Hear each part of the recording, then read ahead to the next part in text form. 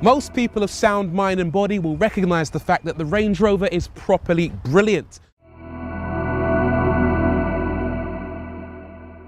But its makers do face an uphill struggle in convincing the world that their cars aren't just planet-murdering harbingers of an environmental apocalypse.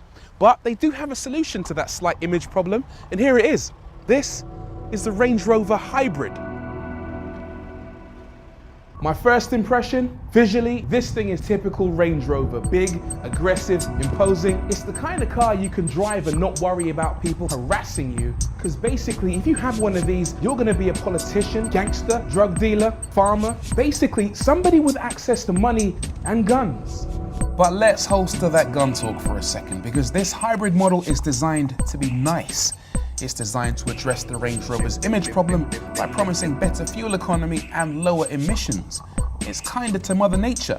Hell, it even comes in this optional earth-friendly blue color. So what they've made here is essentially a vegan Range Rover. What I want to know is, does it cut the mustard off-road?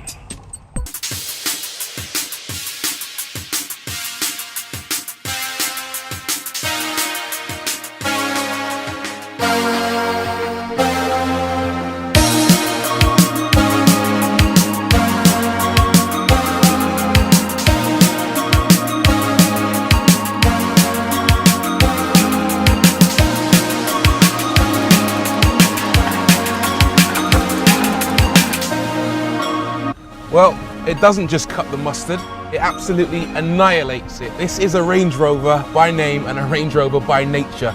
This ain't no Prius.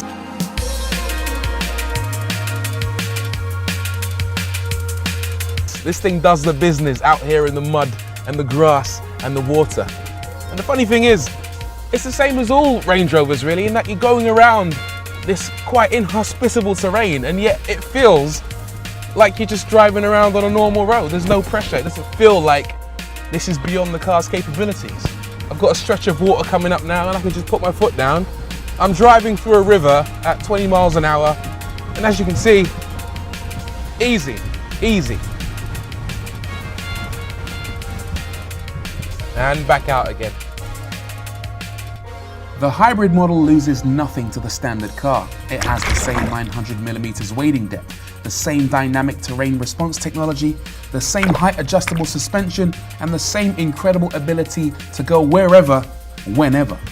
People say that the Range Rover kind of goes against nature, that it's a bit of a brute, but you know, what could be closer to nature than driving right through environments like this, I say. This is fantastic.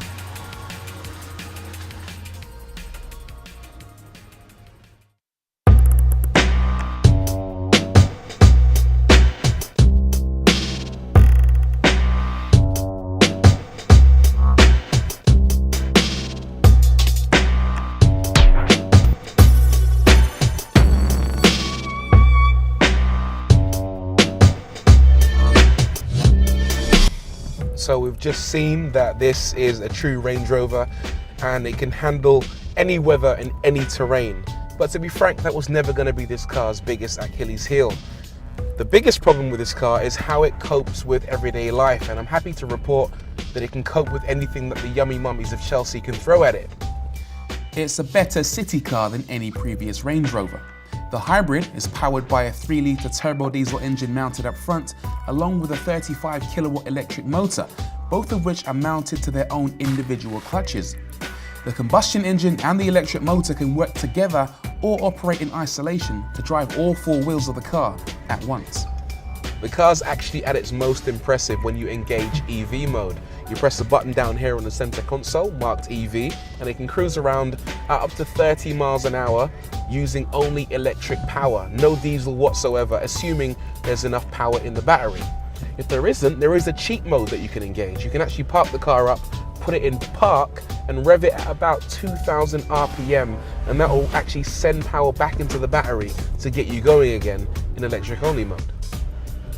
Of course, you don't have to worry yourself with any of that. You can leave it entirely up to the car, and it will decide exactly what combination of diesel power and electric power to apply to get the most efficient performance out of this car. The numbers, well, they're pretty impressive, or average, depending on who you ask. Land Rover claims this thing will return 44.1 miles per gallon. The most frugal diesel-only Range Rover will get you 37.7. It's decent then, until you realise that a BMW X5 X30D will do similar miles per gallon, slightly lower CO2, offers slightly better performance for significantly less money.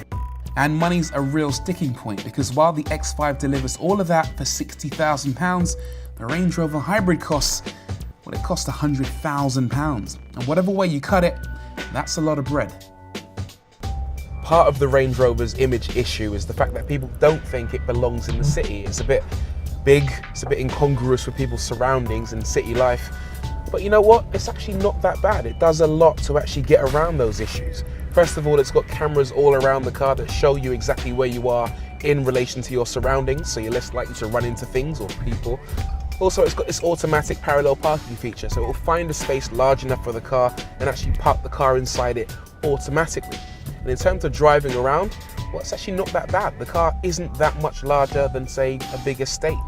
Honestly, I'm having no problem whatsoever driving through these quite narrow city streets. It's definitely taller than most cars, but it's not that much wider or that much longer. It's really easy to get on with. With all of that in mind, you could argue that putting a hybrid system in a Range Rover is a bit like putting a band-aid on an axe wound. It's never really going to cover up all of this car's issues. However, I've got to give it to Land Rover. They've done a fantastic job, not just of making the car more efficient, but also of preserving everything that it stands for. If this car had been hyper efficient at the expense of its underlying capabilities, it would have been an absolute disaster. If it was hyper capable without any of the efficiency improvements, then it would have been pointless. As it stands, it's a pretty good compromise that delivers extra green without sacrificing its ability when the going gets brown. It's not just a Range Rover. It's better than that. It's a Range Rover that's somehow grown a conscience without losing its soul.